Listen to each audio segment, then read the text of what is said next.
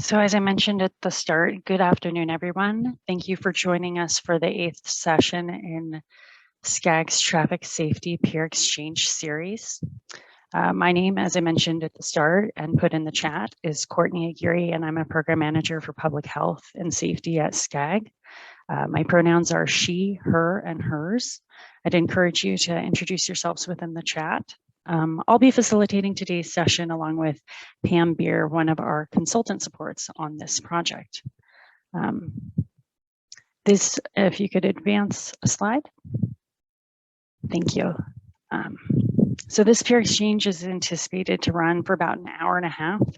All of our participant lines right now are muted, but at the end of each presentation, there'll be a Q&A. So if you have questions during the presentation or even after, you can feel free to use the chat box or raise your hand and we can call it on you. These sessions aren't intended to be too large. They're meant to really foster greater connection among folks in the region. So we think we can accommodate, of course, if you'd like to express yourself verbally, you can do it. So all presentations are going to be emailed to those who registered to participate in today's meeting. They'll be loaded on our GoHuman website along with a recording from today's workshop. And so if you do want to refer to it or share it with others, it'll be there for you. Next slide, please.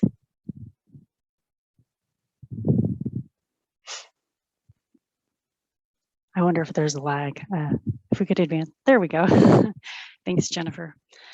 So before we get started, I wanted to, as staff at SCAG, acknowledge that we're on the land of the Chumash, Tonga, and Keech. As we acknowledge we're on the original lands of these peoples and how deeply our field of urban planning continues really to engage with the land, we wanted to offer this acknowledgement as a first step to more conversations and actions that will support Indigenous communities in thriving. Next slide, please. So on the slide before you, you will see an agenda for today's meeting. Today's regionally specific peer exchange is going to include some presentations focused on traffic safety issues facing suburban communities in Los Angeles, as well as Ventura counties. We're going to learn more about how we're planning for our vulnerable populations, including pedestrians, bicyclists, and aging road users. And our speakers include an active transportation specialist from the city of Ventura, a representative from the Los Angeles Department of Transportation, and a representative from AARP of California. And to wrap up, we're going to have a panelist Q&A and a facilitated group discussion where you can chat more directly with today's speakers as well as each other. But to start things off, next slide, please. But to start things off, I'd like to share a quick update on our region's existing conditions and our GoHuman program. It'll be brief. If you've joined us for any of the other peer exchanges, now is a moment to grab your water or get ready for more. So next slide, please. So I want to give you a sense of, what our safety conditions are like in our region and why we're focusing really on offering these traffic safety peer exchanges today and throughout this summer. And so, as many of you are likely already aware, our region is vast. It's home to 19 million people, about half this entire state's population, and about 13 million licensed drivers. And each year, on average, nearly 1,500 people die, 5,500 people are seriously injured, and 124,000 people sustain serious injuries in traffic collisions in our region. It's a very significant issue and one that many of us are working hard to address. And as the region emerges from the pandemic, we anticipate that these rates of fatalities and serious injuries may really, they may continue to rise, particularly if people are shifting away from using public transit or shared vehicles. We know that collisions are occurring in every community in our region, from Thousand Oaks in Ventura to Malibu in Los Angeles, right? It's everywhere. But we know that the vast majority are occurring in our urban areas, and almost 70% are occurring on our local roads. They're happening on streets right near you every day. And so next slide, please. There we go. So this information, these detailed statistics on all of the counties as well as the region, are included in our regional transportation safety existing conditions report, which we're going to link to in the chat. It was recently released just last month in June. Again, it provides that region-wide as well as county-level breakdowns for you, along with fact sheets, and there is an accompanying story map, which you can see a snippet of on the slide before you. And I know that we're going to be copying and pasting links to all of this within the chat for your future reference. And so in our efforts to eliminate serious injuries and fatalities across the region, we do engage in a variety of efforts, including, again, these peer exchanges and our Go Human campaign. Next slide, please. The Go Human campaign launched in 2015. Hopefully many of you are already familiar with it. It's attempting to reduce traffic collisions, encourage people to walk and bike far more. Since 2015, when it was launched, Go Human activities have expanded quite a bit. They've expanded the conversation beyond vehicular violence into a whole suite of programs that mainly fall into three categories that are on the slide before you: co-branding and regional advertising, temporary safety demonstrations and programming, or our kit of parts, which you can borrow, and safety workshops like these. And all are available to you at no cost. The kit of parts, no cost. It's enormously helpful, especially if you want to demonstrate how some of these projects could look to your communities, right? And the branding too, the co-branded safety messaging materials can be requested right now on our website, again, at no cost. And so you can have lawn signs, banners, and bus shelter ads, all to, try to, again, motivate folks to slow down, to operate more safely within their communities. And I think if you can advance one more slide, Jennifer. There you go. And of course, you're all participating in this traffic safety peer exchange, which are part of Go Human's ongoing efforts to increase traffic safety. So if you can, go visit our Go Human website. Again, you can find more about all of these resources that are available to you right now at no cost. And you can also see more about the traffic safety peer exchanges. We have a handful remaining through August 10th. And you can keep up with all of our programs by signing up for the quarterly newsletter and following Go Human on social media at Go Human SoCal. Next slide, please.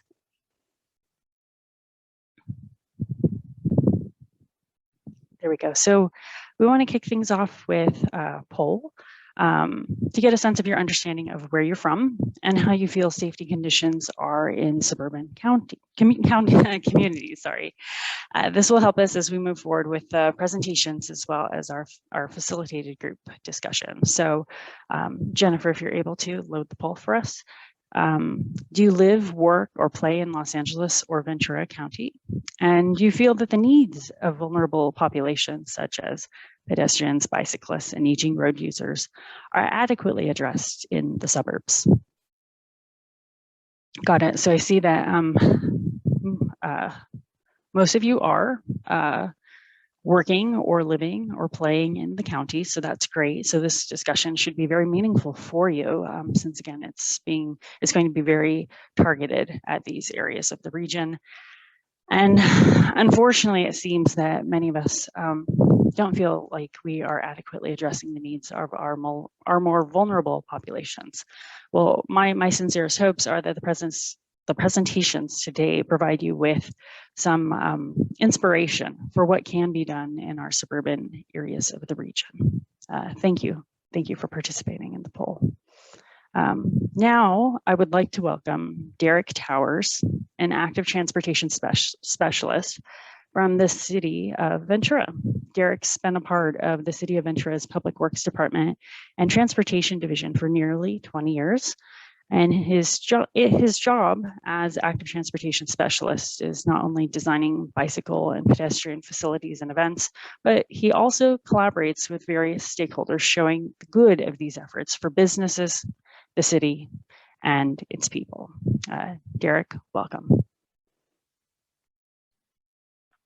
Thank you. Good afternoon to everyone, and thank you again for having me here. So on March 17th, 2010, 2 years after I'd committed to be a daily bike commuter, I left work around 5 p.m. and I hopped on my bicycle, headed down California Street. I picked up speed going downhill and watched in surreal slow motion as a guy in a white pickup truck looked right through me as he made a left turn, hitting me. Before I could get out of his way, when I was hit, I sailed through the air, landing on the sidewalk on the far side of the street, and immediately felt an enormous amount of pressure in my thigh. When I looked at my leg, I knew it was serious. I had a broken femur, a lacerated femoral artery, and would later develop severe complications, which I live with to this day. Next slide, please. So after my accident, as you can imagine, I became more concerned about preventing as many bike accidents as possible. And in my role with Public Works Department as the active transportation specialist, I get to exercise my passion of helping build communities safer for cyclists and all vulnerable road users. Today, I want to share with you the progress we're making in Ventura and how slowly but surely we're becoming more friendly for people walking and biking. This talk was in part taken from a talk I gave to People for Bikes back in 2018. And so it's centered somewhat around cyclists, but we've expanded much of what we're doing to include all of the vulnerable users. I'd love to get your ideas at the end if time permits. Ventura is becoming a more active transportation-friendly community through improvements to its infrastructure, as well as creating change within its culture to acknowledge all road user types. So let's examine some of these infrastructure improvements first. Next slide, please. The easy way to appear cycle-friendly is with miles and miles of bike lanes, especially green lanes or buffered bike lanes, or better yet, protected bike lanes. We need infrastructure. So let's look at some simple projects, then progressive projects, and our previous bicycle master plan. Our internal process for resurfacing projects has become one that examines what the proper balance is for all road users. This can include reconfiguring to adjusting lane widths to more safely accommodate all users, especially our vulnerable users. To increase ridership, we knew we had to increase parking places for bikes. Bike parking was another simple, high-impact way to create more cycling-friendly community.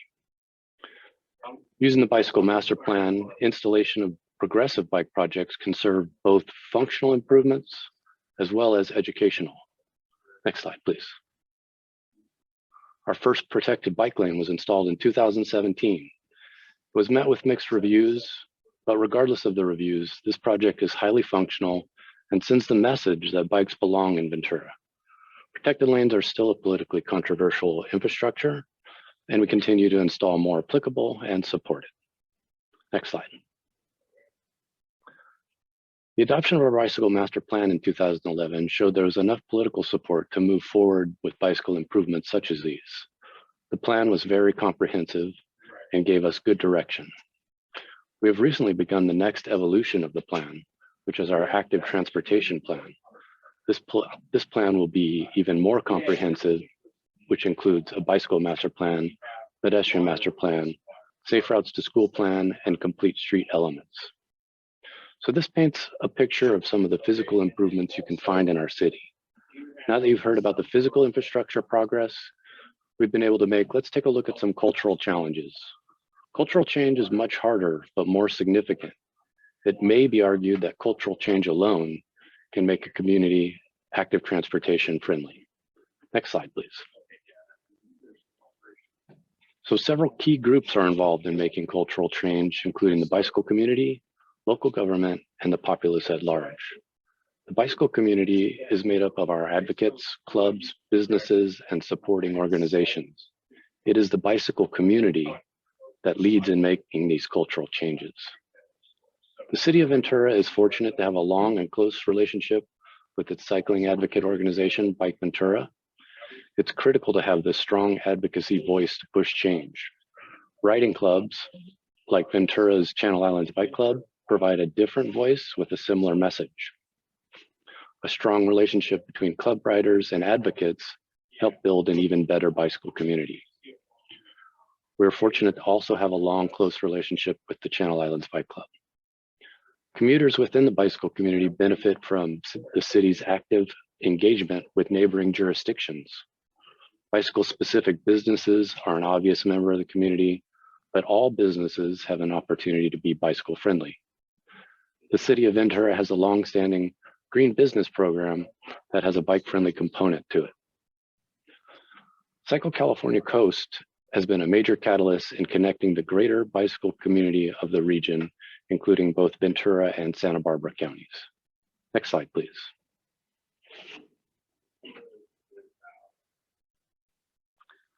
While the city plays a supporting role in many of the previous aspects, it needs to play a central role in institutionalizing all road users equally. These changes have cultural impacts on the city. The goal of institutionalizing all road users can be accomplished through several elements. As mentioned, the adoption of a bicycle master plan by council gives greater weight to these cycling projects. Our role on an internal design advisory committee is to review new commercial and residential developments. And there we can ensure that developers and planners review and comply with our bicycle master plan and future pedestrian master plan to include new paths, lanes, and parking. Whenever possible, codifying better bicycle and pedestrian infrastructure within the municipal code builds it into the system and removes personal preferences of changing decision makers. Next slide, please. A bicycle advisory committee creates an official relationship between bicycle community stakeholders. The last part for the city is staying up to date on new and innovative industry standards. The city of Ventura joined the National Association of Transportation Officials, or NACTO, in 2011. As most people here probably know, a relatively progressive bike, pedestrian, and transit-oriented organization. And being part of this national conversation allows the city to benefit from the lessons learned by leading active transportation-friendly cities. The last and largest group in building an active transportation-friendly culture is everyone else. I've mentioned how infrastructure projects lead to education. There are several other ways to educate the populace on safe use of our roads. Next slide. City partners with Bike Ventura to offer bicycle traffic skills 101 classes, constantly looking to improve and expand these classes where we have taught teens to seniors. A community of certified bicycle educators is critically important, as different folks have different strengths and connections to the community. The city now has a 6th grade bicycle education program. And when you educate kids, you also can educate parents. All these education efforts are only possible because of partnerships with the members of Bike Ventura and Channel Islands Bike Club. Community meetings such as community councils or HOAs or project meetings are another place we look to educate the public who may not be getting the message in these other places. Finally, the building and support of bicycle-friendly businesses completes this circle. With infrastructure installed, a culture ready to ride, the bike-friendly business is positioned to benefit from this tight-knit cycling community. A New York Department of Transportation study showed that one bike lane correlated with retail sale increases of 49% as compared to 3% growth elsewhere. And there's a similar effect on real estate that is near bicycle facilities. A study out of Indianapolis showed an 11% increase of home values near a bike trail compared to an equal home not near a trail. As you can see, cultural change comes from casting a wide net that I've only barely touched on. There are major impacts to public health, environmental impacts, and fiscal impacts that active transportation affects in positive ways. The city of Ventura has made many infrastructure and cultural changes and still has much more work to do. We haven't found a simple way to become a community that is cycling or walking friendly. It takes continuous effort to improve existing infrastructure and ensure future infrastructure takes everyone into account. In addition to the infrastructure, even more important is to address cultural perceptions of all road users as equal. As an example, from the state level, the 3-foot passing law requiring motorists to pass cyclists with a 3-foot buffer. These cultural changes take longer, but are more significant and come about through education. But we still have lots of work to do. We all know some of the benefits of an active transportation-friendly community, and one is increased safety. It creates a positive snowball effect that is very far-reaching. Next slide, please. So I want to thank you all for allowing me to share this update with you on what the city has done over the last decade. And I wish you all happy and safe travels, no matter what road you're traveling on or how. Thank you, Ken. Thank you, Derek. Thank you for sharing an engaging presentation. I certainly appreciate that you started with your own story, right? That certainly, builds that personal connection to the work. As someone who was also hit at one point while walking, it's something I try to share too in some of my safety presentations to connect with people. And talking about connection a bit more, I have, well, first I'd like to ask the audience, folks here today, if they have any questions for you. I haven't heard from Anna. I know she is monitoring the chat for us today about whether any questions have come in through you, for you about your work. I don't see anything coming through yet, but I do have a question about, I know you talked about the importance of building partnerships, right? With advocacy organizations and others who can help, build or shape the culture, but also, be supporters of the work.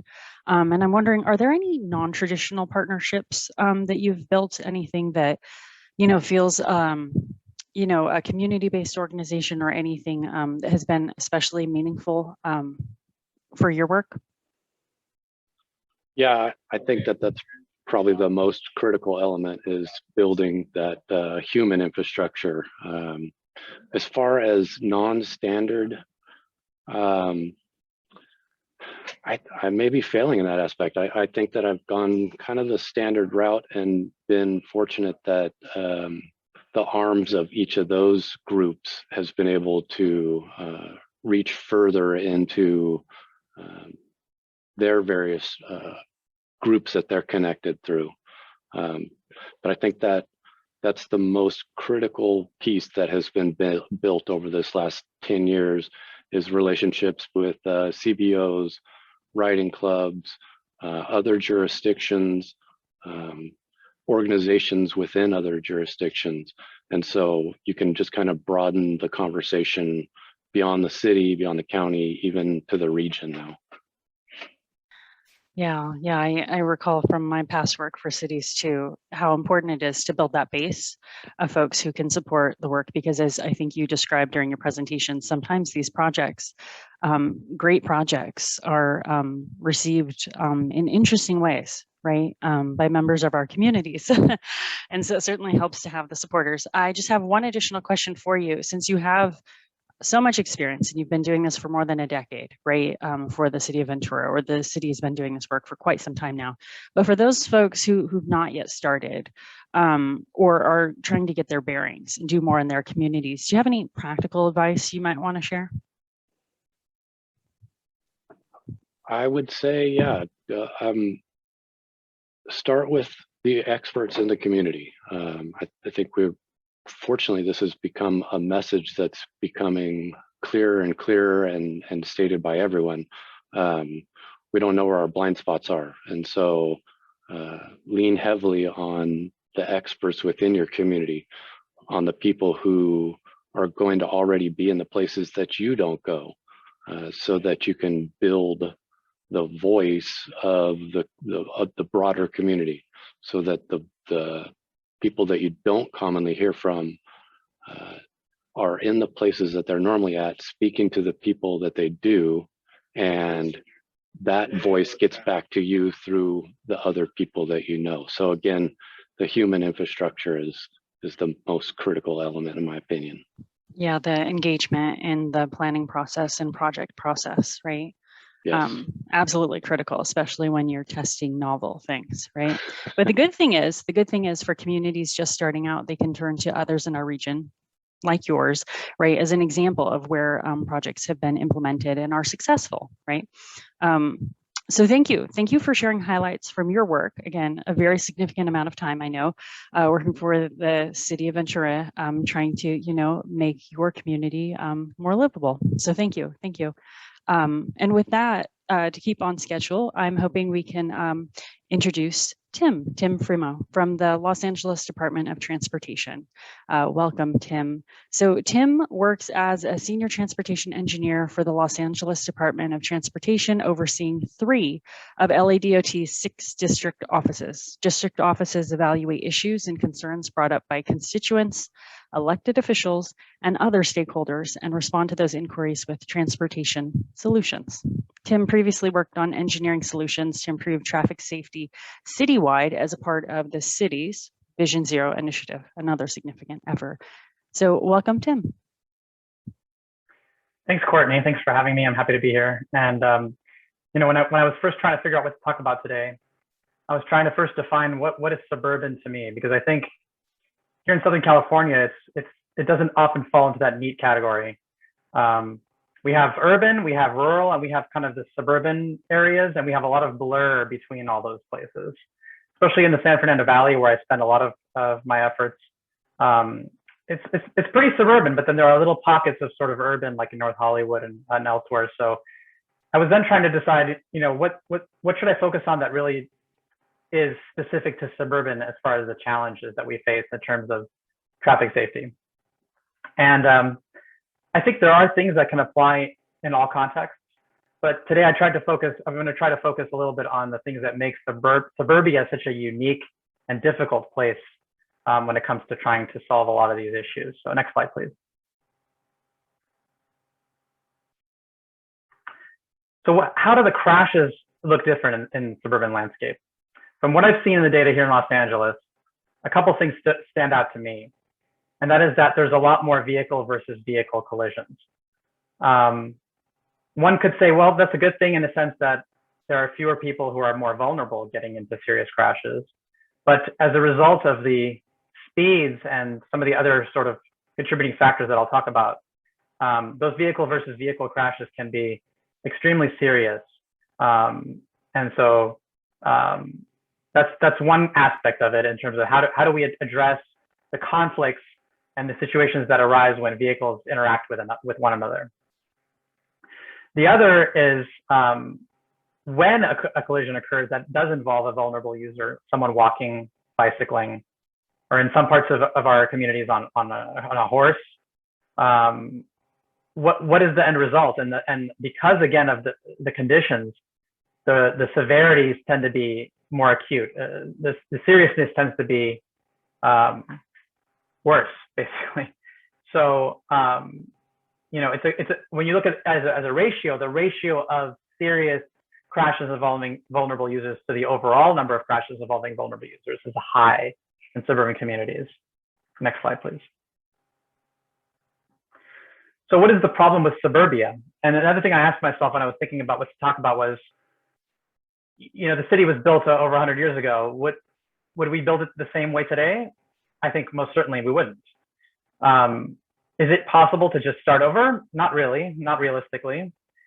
So it's like, if you bought a house and you want to, it's outdated and you don't really have the resources or the ability to tear it down and start over. What can you do to retrofit it, to get it closer to the city that you would want to build today? I think that's ultimately what we're trying to do.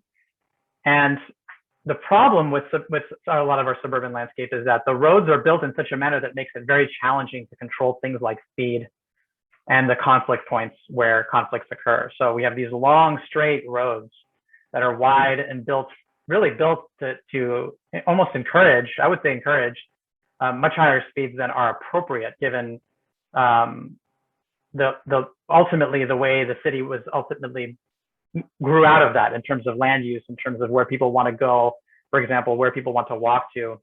They have to cross these streets. So, when you have oftentimes is these roads act as barriers, essentially, where if you live on one side of the road, getting to the other side can be very treacherous. And in order to get to the safest place to cross, it could be very far away just to get to the nearest signal to cross. And to the point where, most people aren't going to be willing to do that. And it's not reasonable to expect them to do that. In terms of activity, you might say, well, there's places where there's not a lot of activity, there's not a lot of conflict. So what's the problem? In addition to those sort of turning it into a barrier as far as the way the roads are, you then have these places where there are significant amounts of activity involving vulnerable users. So a lot of times that happens where two streets intersect. And in the valley, you'll see a lot of places like that where there are strip malls and you have other retail components and maybe a little retail district that extends a few blocks in either direction. You might have bus stops where people are transferring from one bus to another.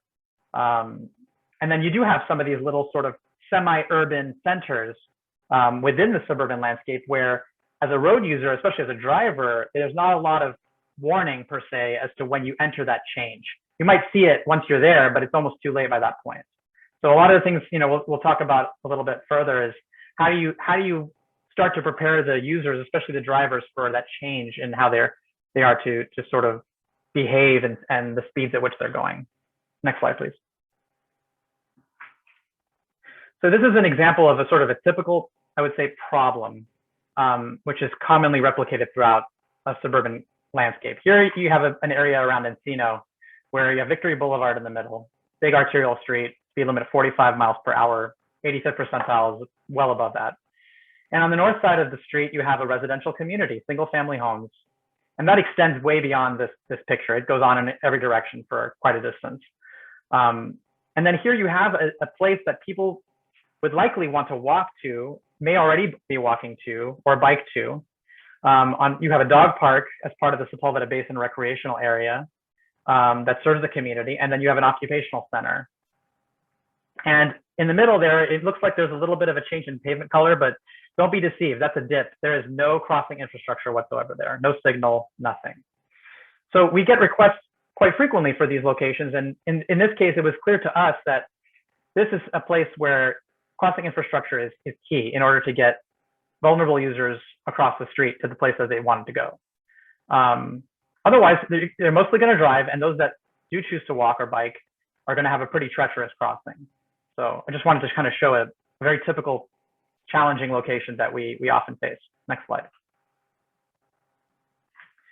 So what do we do? What can we do to really try to help reduce the safety issues that arise in these situations? So the first thing I want to talk about is crossing infrastructure.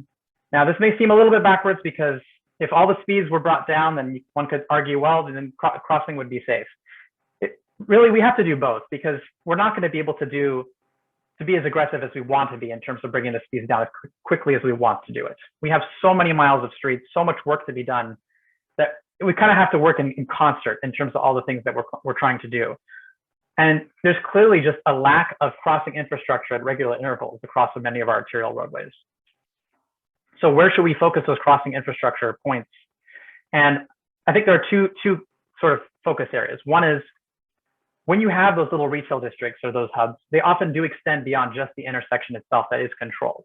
So it's important to look just beyond that intersection. And if there is land use that sort of promotes the desire for people to want to cross and congregate and sort of, you know, use that space to the way that it's supposed to be used as a commercial, retail, vibrant area, then it's important to look at the next street over and the next street over and sort of really consider that as a district, a place that where it should be seamless to get from one side of the road to the other. And how do we do that? We should do that with infrastructure that is appropriate given the speed and the type of road that's there. And oftentimes that in our suburban communities, that means a crosswalk with a hybrid beacon or a full signal or something that's robust in order to get the traffic, to ensure that the traffic will stop to the highest level of compliance that we can get. And then I talked earlier about those long stretches of road where there's no really comfortable place to cross.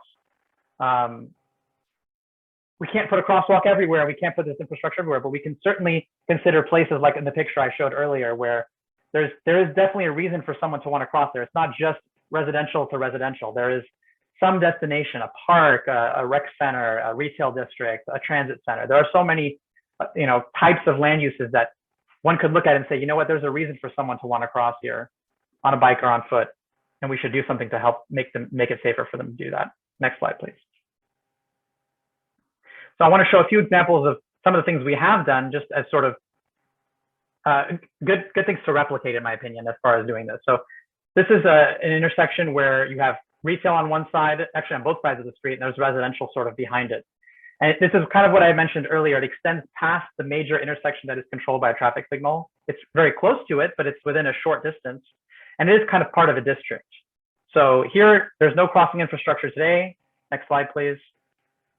or I should say yesterday. Today there is. Today we installed a crosswalk with a hybrid beacon. Now, it's not cheap. It's a couple $100,000, but it's necessary in order to safely get people across the street when you have a roadway like this. Now, down the line, I would love to see that roadway changed and put on a diet, basically. Bicycle infrastructure, all the things that I think Derek talked about. We want to see that too. It's really doing everything we can to make it safer, and this is just one of those tools. Next slide, please. So I talked a little bit earlier about vehicle versus vehicle, and we do have a tremendous number of large intersections in our suburban areas where speeds are high and we have a lot of left turn movements that are permissive. And the left turn is really one of the more difficult things one does as a driver. And at a big intersection, you have a lot of things you got to look at. You have to look at the opposing traffic. You have to look at the signal itself to see if it's still green or is it turning yellow. Are there pedestrians in the crosswalk? That might be the last thing that a lot of people look at, unfortunately. We've realized that there's just not enough protected left turns for us in the city because while a lot of us may feel confident making a left permissively in a lot of places, we can't just think about us and we can't just think about most of the time. We have to think about when there's inclement weather, when it's twilight, an inexperienced driver, an unusual circumstance where there's a lot of people crossing the street at once. We want to design for all those conditions, not just the sort of ideal, most likely condition. So one thing you can do or consider is something we're calling variable left turn phasing. Sometimes we have conditions that are not there all the time. So I'll show you an example in the next slide, please, where we took a location that had permissive left turn phasing, no left turn phasing, basically, left turn on green, yielding to traffic. And we installed, next slide, please, variable left turn phasing. We decided in this location to operate it as protected only all the time. So it will always display the green, yellow, red arrow. But we designed it in such a way that, let's say it was a situation where during school drop off and pickup, we had an acute problem with a lot of kids in the crosswalk, for example. We could choose to protect it during those hours. So we have sort of these flexible tools that allow us to not always apply a one size fits all. It can be a custom approach to the conditions that we're dealing with. Next slide, please. A couple other things. The first item I don't really have a picture of because it's hard to illustrate, but I'll just talk about it briefly. Traffic signals can be a tool if operated a certain way to help control speed.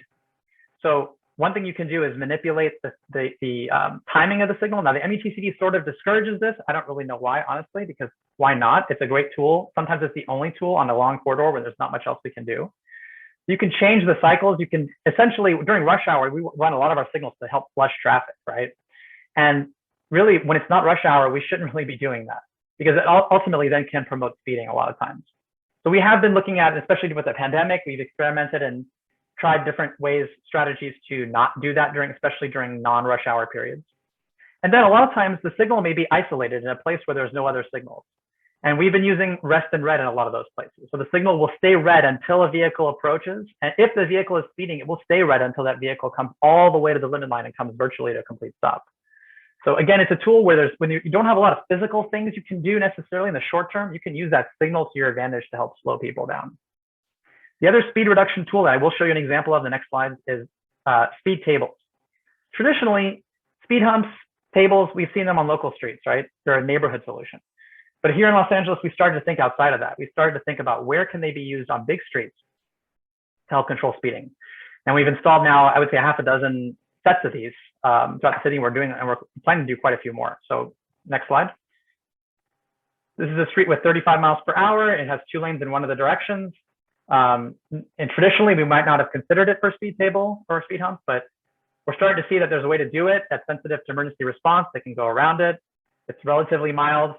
Advisory speed of 20 miles per hour, but it can make a significant difference. Now, we've only been experimenting with these a little while. So what we're seeing is the speed can come down in the area around the hump, but we're not yet sure if prolonged reduction of speeding requires lots of these. And they can become a little bit costly. They're not terribly costly, but we're sort of just still diving into that to see how effective and how to use these to the best of our advantage. Next slide. So road diets, Derek talked a lot about active transportation in addition to just getting people out there safely to ride and feel comfortable doing it. The road diet, I know that word is, we're trying to get away from it and using different things, but actually it's pure. It really tells the story. If you take a street that is built primarily for the automobile, and it has many lanes, many more lanes than it probably needs at most hours of the day. Adding bicycle infrastructure, adding a center turn lane, reducing the number of mixed flow lanes is very effective, especially for those hours when, if not for that road diet, people would be going a lot faster. So maybe not during rush hour where it's already congested, maybe not in the middle of the night where the road diet alone can't really solve the problem, completely.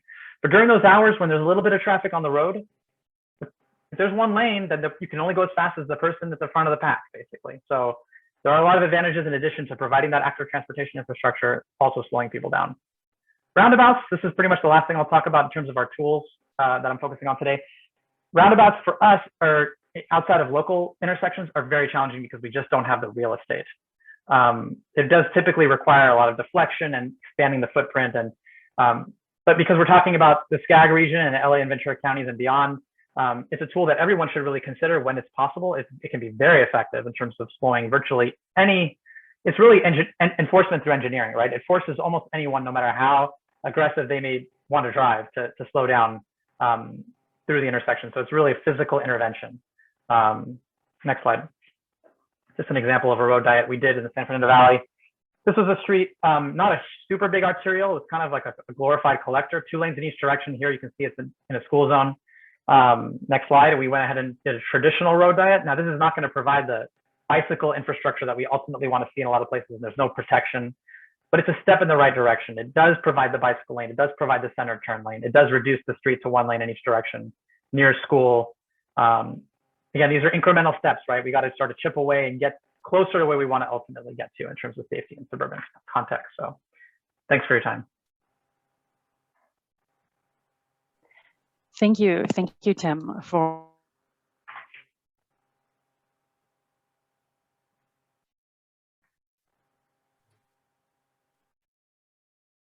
Courtney, are you there? We may have lost you for a second.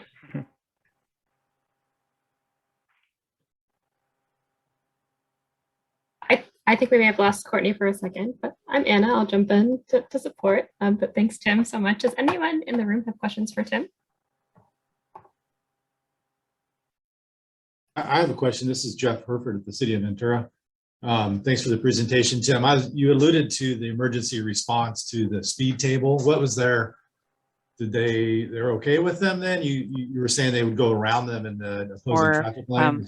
How it would work? Yeah, we have engaged them on each of the installations, and from my understanding so far, they have been amenable to them. The key item for them was the ability to go around. They didn't want to see a table all the way across the roadway. Right. So they're used to going around. That's something they do all the time when there's congestion anyway. So far so good on that front. Cool, thanks. We have a question in the chat. Can you talk a little more about criteria for speed tables? Yeah, it's still something we're kind of trying to figure out exactly. Like I mentioned, we're experimenting. We haven't gone higher than a 35-mile-an-hour speed limit. I think that's primarily because the table itself is kind of a one-size-fits-all right now in terms of its physical design. There's a little bit of concern over going down to a 20-mile-an-hour advisory speed on a street with a 40 or 45. But if we can come up with a design that's maybe even a little more mild, we might do that. But for the time being, there's few limitations beyond the 35-mile-an-hour speed limit. We typically don't want the edges, because as I mentioned, the speed table doesn't go across the whole roadway. We don't want the edge of the table to be in the travel way. So we have to at least create a little bit of a separation in the center of the roadway where we do that feathering. As long as we have that room, and like I said, 35 miles per hour, there's no real limit on the volume. We've done it on Broadway near downtown, so pretty flexible. Great. Oh, I see another question in the chat. Amanda, I don't know if you want to go off mute to ask it, but if not, I will just read it. Hearing no unmuting. Derek talked about the cultural shift needed to support active transportation improvements. Tim, can you speak to ways to facilitate a cultural shift to support speed reduction? How do you prepare the community for such changes? Yeah, culture is ultimately what drives the ability to, or it limits or allows the ability to be aggressive with these sorts of things, right? I think there's a concern over how much we as government can do to control people's behavior. I think that's often what we hear is, We want to have the ability to do, we'll be responsible. That's what the foundation of the 85th percentile is, right? We'll let you know how fast the speed limit should be as drivers, and you set it according to that. And I think we need to realize that I don't think the general population is good at assessing those kind of things. Speed is something that, especially with the technology in vehicles these days, you can go very fast and not really even bat an eye and really realize it oftentimes. Or you may not realize that the sort of the conflicts and the dangers of that behavior ultimately. So I think part of it is sort of, I think one of the first slides that SCAG provided with the risk factor or the survivability based on speed. I know as practitioners, we see that all the time, but you'd be surprised how many people don't know that. I think the difference between, a small change in speed has a tremendous difference in the outcome. So part of it is really, it's having those conversations. I mean, I know it sounds cliche, but it is. It's really just about talking with people and having them see a perspective that they maybe didn't see before as just someone who's, driving and going through their routine. Great. Well, thanks so much for that, Tim. If you guys have more questions, please drop them in the chat and we will address them later on during the exchange. But for now, I want to switch over to the introduction for Stephanie Ramirez. Courtney, I'm going to give you a chance. If your audio is working again, feel free to jump in. Hopefully it does. And Tim, thank you for your instructive presentation. That was really impactful, I think, and fascinating, actually, the work you're doing. So now, as Anna had mentioned, we'd like to welcome Stephanie Ramirez from AARP. Stephanie is a Los Angeles native with extensive expertise in public policy, community outreach, government relations, and critically, civic engagement. As Associate State Director of Community for AARP California, she is responsible for driving the organization's social mission, including fighting for issues that matter most to Californians 50 plus and their families. Welcome, Stephanie. Thank you, Courtney. So good afternoon, everybody. It's a pleasure to be with you today. So I'm gonna briefly talk about AARP's work with the time that we have together on the topic, but particularly our livable communities and age-friendly initiatives. So I think very similar to Derek, I like to share why this work matters to me. So I'll share a quote by AARP's founder, Dr. Ethel Percy Andrus, who was a school principal, one of the first female principals in California at Lincoln High School in Lincoln Heights. It says, it has been wisely said that whatever many say about the future, it is ours, not only that it may happen to us, but it is in part made by us. And so I really approach this work. I like to say that I'm a third generation public transit user here in Los Angeles. And I say Los Angeles, the city of LA and county of LA. As you see on the slide, my family came as political refugees from Nicaragua in the 80s. And my grandmother never learned how to drive, primarily relied upon walking and public transit to get to where she needed to go. And when I say public transit, majority just buses. And so being able to really see the mobility patterns just within my own family to now, as you see the picture on the right, is the newest member of our family, who also, will be walking and being in a stroller with her mom, her grandparents, her cousins. And so what does it really mean when we're making these policy and choices and designing streets for all people of all ages, but particularly our most vulnerable users? So I'll say this, we're all part of this experience called aging.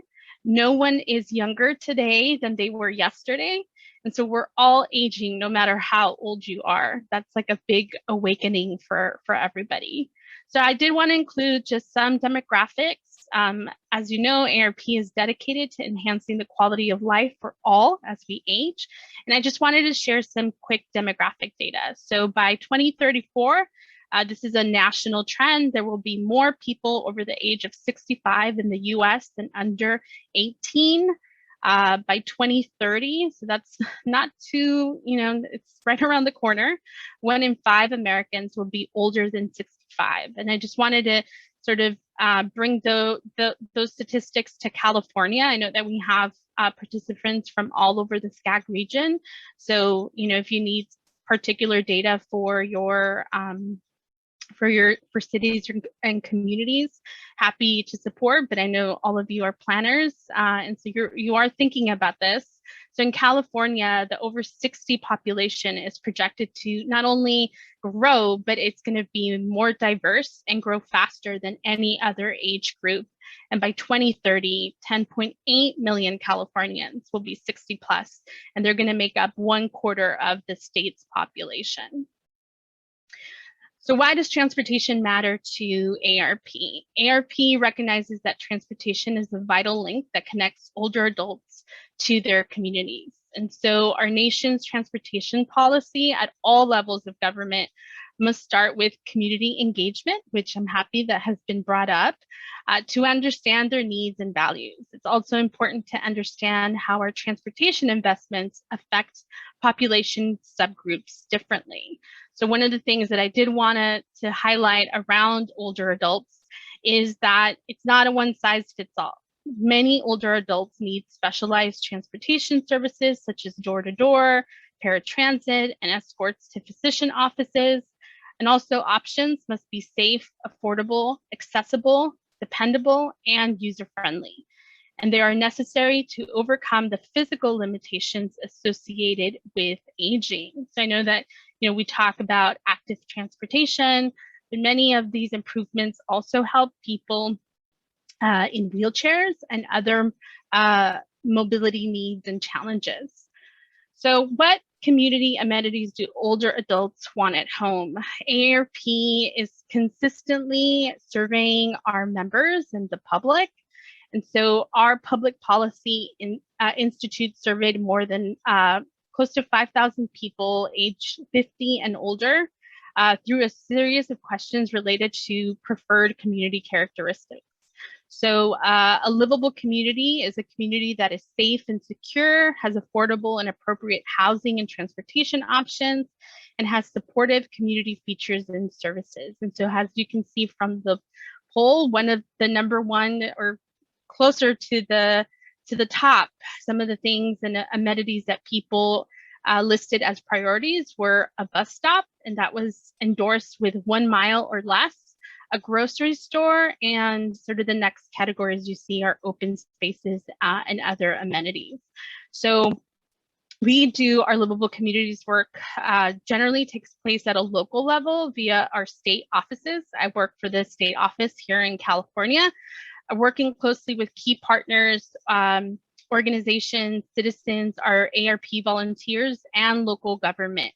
And so being able to engage with older adults, which I know SCAG staff wanted me to talk about, is really imperative to understanding. While I work for ARP, I definitely can't myself personally tell the story of an older adult.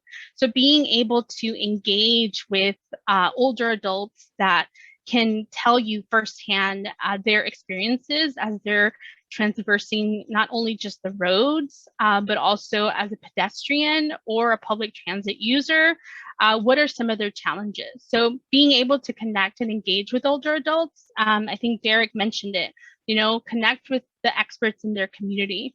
One of the ways that we work with partners is to identify civic engagement and social participation opportunities in the local community. Older adults want to be able to connect. I know that the pandemic has made things a little bit more challenging, particularly that the pandemic hit older adults really hard. I think all of us, but given the threat in terms of fatality rates among older adults, but folks want to be able to socialize. It's a way to combat social isolation, which increases as you age. And so being able to know and identify with older adults, what are some of the places that they're going? What are some of the places that they enjoy to frequent and socialize? And also understanding some of the barriers and needs of what can be challenging of being able to go into those places, or leaving their home or leaving their facilities, or being able to go to the places that they love to frequent. And of course, reaching out to existing social networks. This is what I'm talking about, church groups, social clubs. One of the examples that we work with is with Metro's On the Move Riders program. So this is a program that is targeting older adults to be able to provide peer-to-peer instruction of how to ride the transit system here in Los Angeles.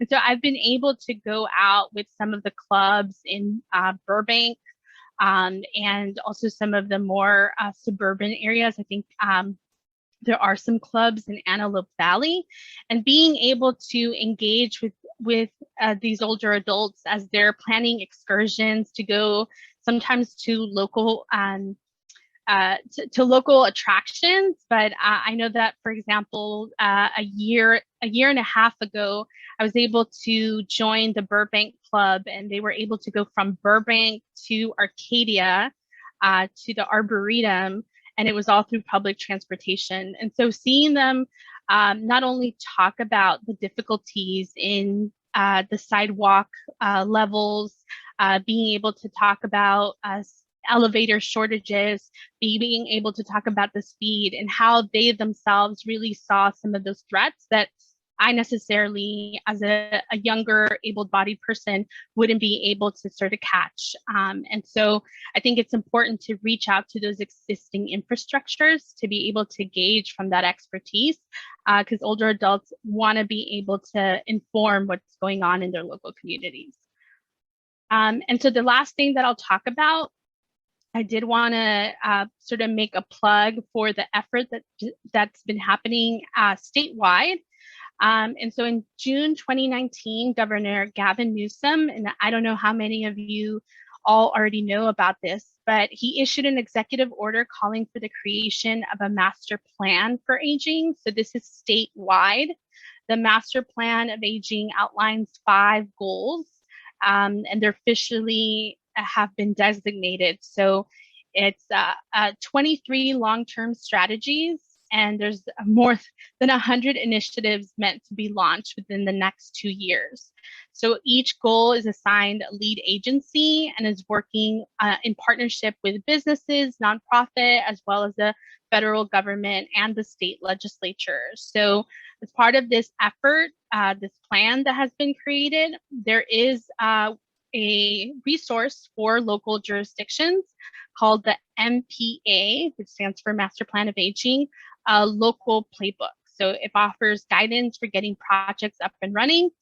And also members of the public can monitor the progress being made online through a data dashboard that has been presented. And this is called the Data Dashboard on Aging, which is going to be able to measure metrics and outcomes of the plan as California promotes an age-friendly state for all. So again, it's a very broad agenda, but they are going to need the assistance of local jurisdictions, and that's, you know, elected officials, staff, members of the public, to be able to carry out that blueprint and ensure that there's transparency and accountability, but also that changes are being made so we can all be able to be independent and live in our communities if we choose to.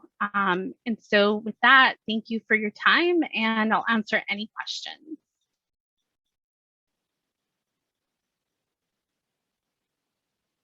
Thank you so much, Stephanie, for sharing your presentation on a particularly increasingly important demographic for our region, right? I know you shared statistics about how we are all aging, but the proportion of older adults is going to grow significantly. And so it's important that we do this advanced planning now, right? And that we work with our older adults to you know, build our communities to accommodate them. Something I do want to share in the chat, I'll promote as well, is a webinar from last year that Safe Routes Partnership offered on how to develop safe routes for seniors plans, since that's another type of plan. I know so many of us talk about safe routes to school, which are also critical, but you can develop plans that are dedicated to older adults. And I know in discussions with some staff from LADOT at one point, they described how high injury networks are great, right? They identify, you know, our highest concentrations of fatalities and serious injuries, but sometimes if you're not weighting certain populations like older adults, you're going to overlook potentially issues that are really critical for them. So thank you, Stephanie, for sharing that. One question that we do have for you is if you have additional suggestions. I know your presentation covered this a bit, but do you have any additional suggestions on how to reach out to older adults, particularly those in perhaps our more high need communities? Yeah, definitely. So, I think from my experience, it's definitely going to those agencies, whether it's government or nonprofit, that already services this audience. So one of the great partnerships, and I'll say just that we were able to have was with the city of LA. So for a lot, and this is a little bit off topic in terms of traffic safety, but during the pandemic, there was a big need for older adults to get information around grocery store hours. I mean, we heard a lot of the times from our members, sort of like panic stories of folks, whether waiting in private vehicles because they were really scared to just enter a grocery store. That was really early on in the pandemic.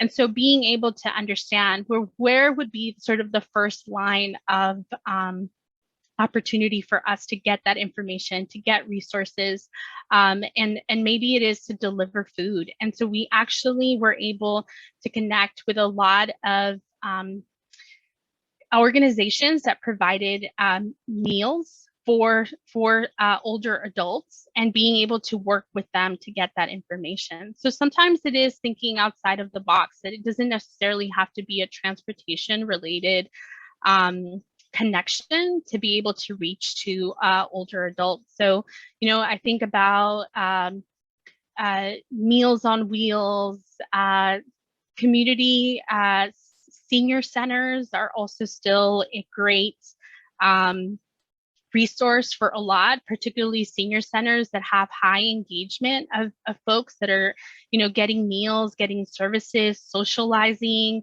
And again, being able to also think about what are some already community access points, again, whether it's churches, other nonprofits that are sometimes not related with transportation at all. And so having a conversation that maybe necessarily doesn't start with your transportation project, but being able to talk about what are some of the challenges of just living a quality life in your community. Yeah, and I think this ties us back to our first presentation today and talking about, community engagement and non-traditional partnerships with CBOs or other community groups, as you're describing. Perhaps churches could be an option, or where people congregate. I know we always say meet people where they are, and that's hard right now. But I appreciate what you're sharing too, that it doesn't have to start with that discussion about transportation, that it can be linked to other things that are also pressing agency issues, right? Or city issues, right? Like extreme heat resources right now could be connected to transportation. How are you getting to the cooling center, right? So yeah, there are, Yeah, no, I really appreciate that, Courtney. I think another link right now that at least ARP is really pushing forward is the resources around broadband. And so I know through, the state and the federal government, there is a push to reach out to as many older adults and just vulnerable families that might have accessibility issues around internet. And so, because of affordability. And so that's a really big push, right? That's being done at a grassroots level that you can connect with, and being able to also share other resources and information, or just a way to also keep connected. I did see something on the chat. I do too. I'll read it off if that's fun. Please Amanda from VCTC. I have experienced resistance from older family members to using public transit and paratransit options, fearing a loss of freedom associated with driving. How can we help older adults feel more comfortable with accessing non-driving resources as we work to expand transportation options? This is an issue I struggle with myself. So I'm really curious to hear if you have recommendations on how to bridge overcome this issue. Yeah, absolutely. So I'll share this really quick anecdote. Actually, one of our members, one time I was in the city of Long Beach, and we were having a discussion around this very topic. And I think he shared, I want to do it justice, but he said, if I could drive my car into my grave, I would. And so I share that because, you know, and I think particularly we've seen the changes and values around generations. And so, yeah, you know, for baby boomers, you know, we've seen data and trends around surveys. I don't want to stereotype, but the trend is that for this particular generation, a car use was linked to freedom. And you think about, you know, the ages that people started driving was much younger, you know, particularly in suburban areas. And so it is really hard. I think, you know, I think the reality is that you're not going to be able to get some folks out of the car, like that is a big issue, but also that the reality is that there isn't a lot of supportive non-driving resources, particularly in the suburbs. So, you know, this is the thing around planning. As we're planning for an aging population, you know, you think that you're gonna, if you choose to drive, that you're gonna drive forever, and actually that's not it. We actually have seen surveys and data that you know, because a lot of discrimination and some, you know, gender bias, but women tend to lose their driver's license privileges much younger than actually their ability to continue driving. And so that's a big sort of group of people that we need to think about. And so we actually work with a lot of our members that are preparing for that time when they're just like, you know, I'm just scared to get on the road. My eyes aren't what they used to be, and being able to think about that. But we also do have resources on, you know, for those that do want to continue driving. And sometimes it's you know, of a necessity because they live in communities that, again, are not accessible by public transportation. I think there's a lot of problematic ways in which paratransit agencies operate in terms of you know, the radius that they can pick up people, who's eligible, that I don't have enough time to go into. And I know that there's experts, particularly disability advocates, that are much more knowledgeable because they've been fighting for these rights for a really long time. But it's a very convoluted process, and it's really hard to be able to navigate. So I would say my first recommendation is, again, how do you make it consumer friendly and really design something that it's easy for folks to navigate? Because right now it really isn't. It sounds as though there might be a need for, if there's not already a toolkit or coaching on how to communicate and discuss the issues with your family. I mean, there must be a resource, right? Yeah, I think there yeah. is. I think ARP does a lot of issues. And if I can able to send them, and we could send them to your participants, I could definitely do that. I mean, it's a really hard conversation. You know, folks, I particularly think it's hard. And I see that Anna is describing how she befriended an elder woman on her bus line, and the first thing she wanted to tell her was about the beautiful car she missed being able to drive. However, that reminds me of other programs I've seen demonstrated in other communities where they partner, they pair you with an older adult, or they have groups of older adults, right, go out there together. I think you might have described that already, how you have journeys, right, to show them that it's possible to get places using transit for some, right? Not all, but absolutely. And I think with a lot of the things that drive our region, it is based on socioeconomics. So I could tell you many stories of older adults that actually have moved from suburban areas to more urban areas to deal with specifically this issue, right? Of like, how are they going to get to where they need to go? But that is definitely the exception and not the rule. Yeah, and a significant investment in uprooting from their community. It's a whole lot to unpack there. Right. And just one final thing I mentioned that I'm sure, you know, other folks had heard of here before. Uber and Lyft and other sort of ride sharing services. I know pre-pandemic we're, partnering with communities to try to subsidize rides, right, for all sorts of folks, including I think some older adults at some points. I know I trained my mother on how to use Uber and Lyft, and it was very meaningful for her when she was out and about. However, the pandemic, right, has altered some of that. Yeah, unfortunately. Yeah. And I mean, I know that you plugged the UCLA study. So again, I would say that that's definitely an option. It all also goes back to like socioeconomics and some equity issues. So we have seen from research that for low income adults, like they're not getting on Uber and Lyft. Like forget me getting into a car with a stranger, let alone put a credit card, if I have one, into a phone where I don't know how this information is going to get used.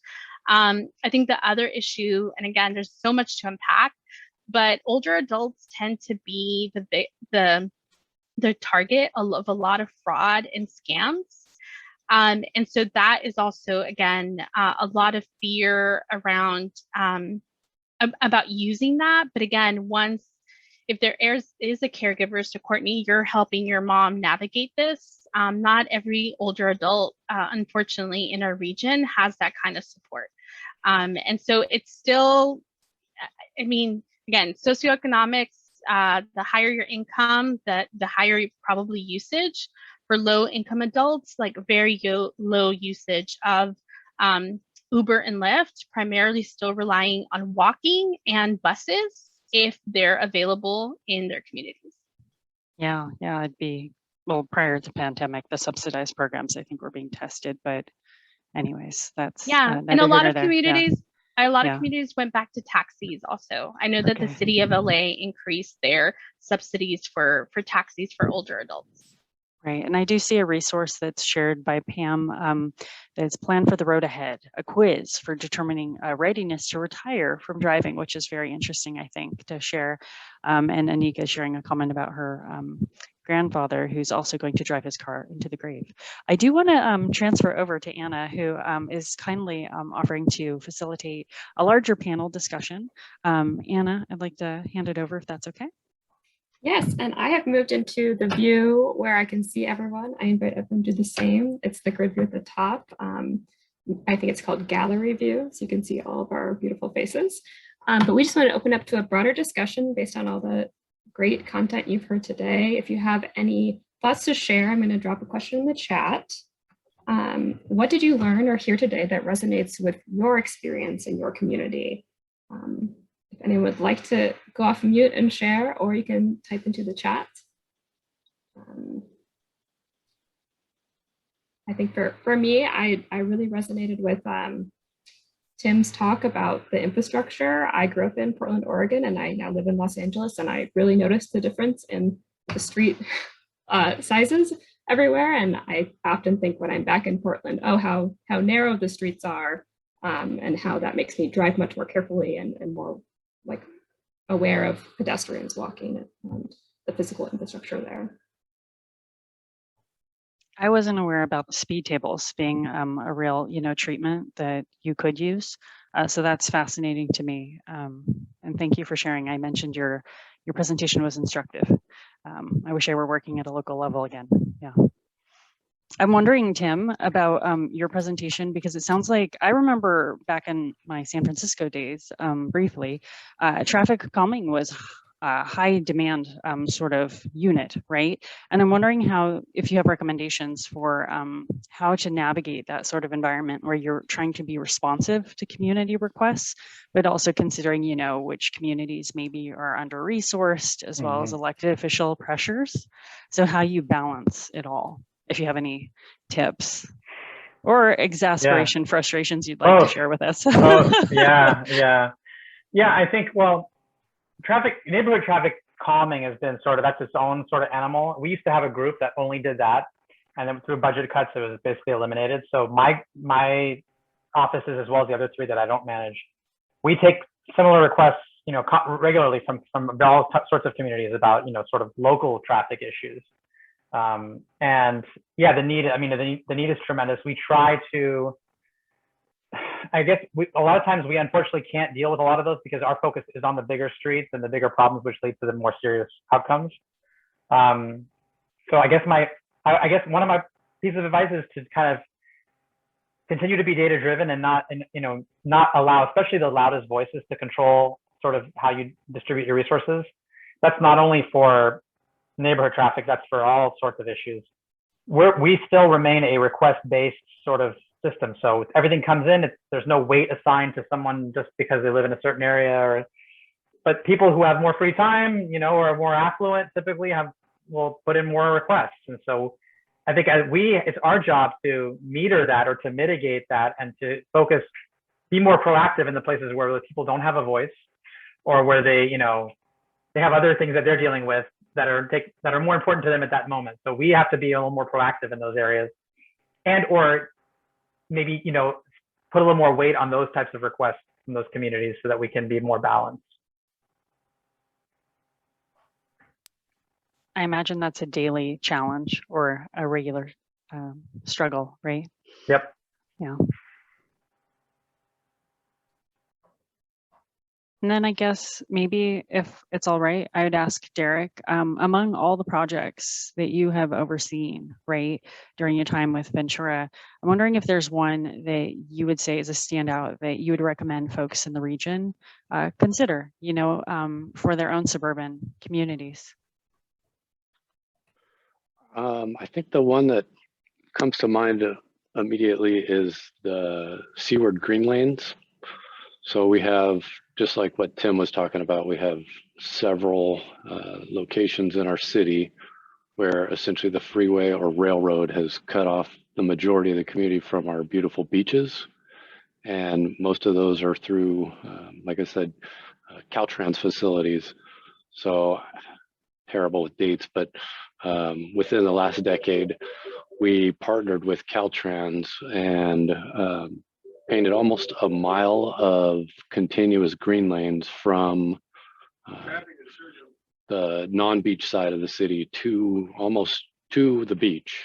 And it's just had such a profound impact on understanding for the community that I received numerous calls and emails early on that people didn't realize that there was even a bike lane there this entire time that they've lived in the city. And so, it's not the protected bike lanes that we're looking for, but it had a profound influence in people's understanding that there are other road users out there.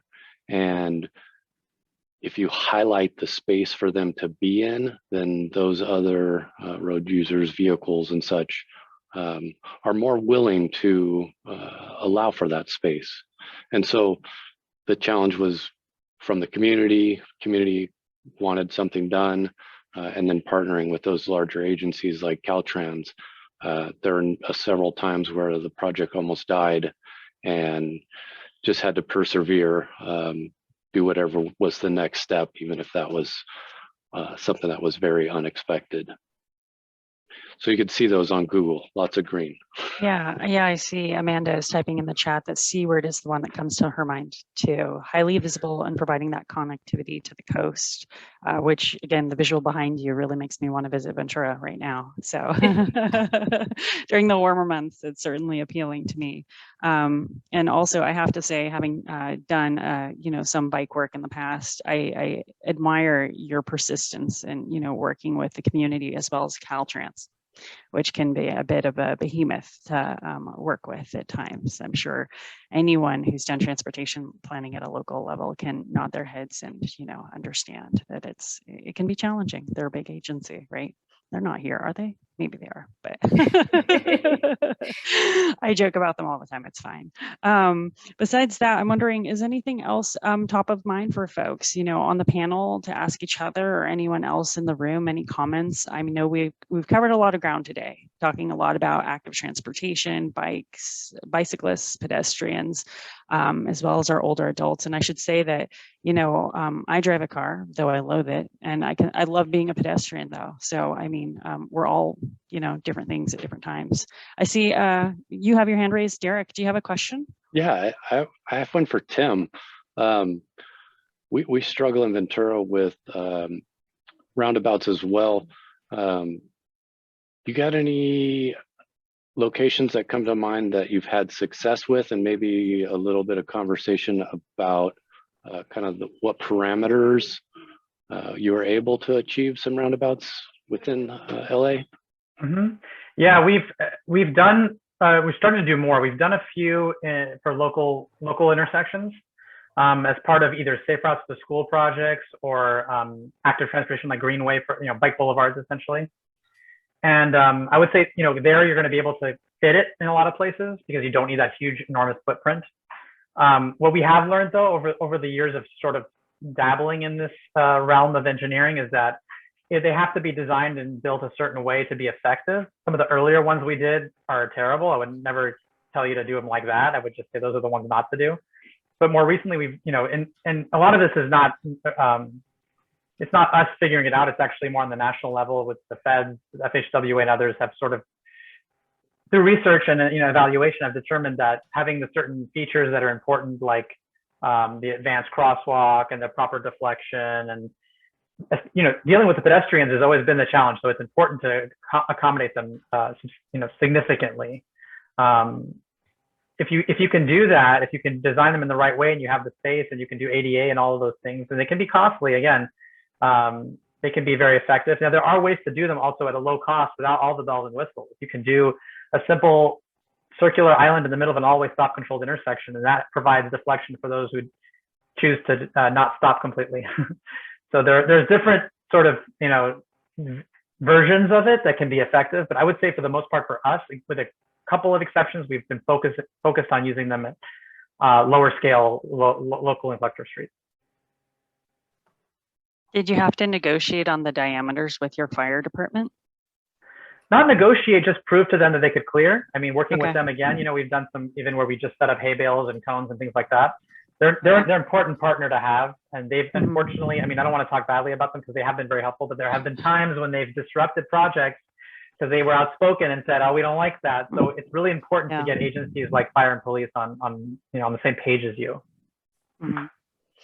Got it. Well, I think unless there are any additional questions from folks, I know we've obviously talked to you a bit. Anyone else in the chat? I don't see anything, Anna. I'm not sure if anyone else on the panel had questions for one another. It's a great time to connect again, because how often do we connect across the region, right? Or when you're working for a city. I don't see any questions coming through. So Anna, would you recommend that we share the final slide set? Yeah, Jennifer, if you can bring them up, I think that would be great. And people can feel free to keep typing in the chat and have conversations there as well.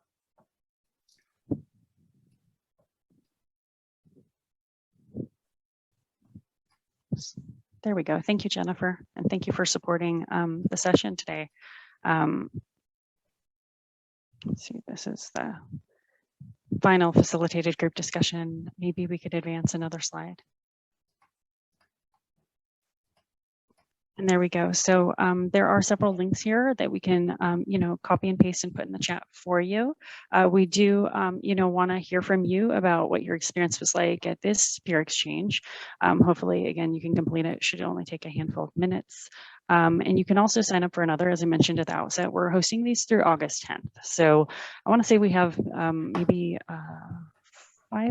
4 or 5 more of these planned, and the next is actually this upcoming Friday. I'll be a part of it. It's going to be reimagining community safety. Really tough, and challenging topic, but one that's very timely for us. So hopefully you can consider signing up for that one as well. We'll also have a speaker from City of LA, as well as Walk Bike Berkeley. So it should be a great session to be a part of. But really, we just want to thank you all for participating, tuning in today for this traffic safety peer exchange that was focused on traffic safety in suburbia. Presentations will be emailed to everyone, hopefully in the next day or so. And we'll be posting the recordings as well as the slide decks to our Go Human website, so you can access it, share it with others, revisit the content. These presentations packed a lot of information. And again, please complete the evaluation if you can. We'll continue to, share out the links in the chat. And if you do have any questions for us or questions for our panelists, feel free to reach out to me and we can connect you. Thank you again for being a part. And hope you all continue to stay safe and healthy. And thank you especially, of course, to our panelists, Stephanie, Tim, and Derek. Thank you.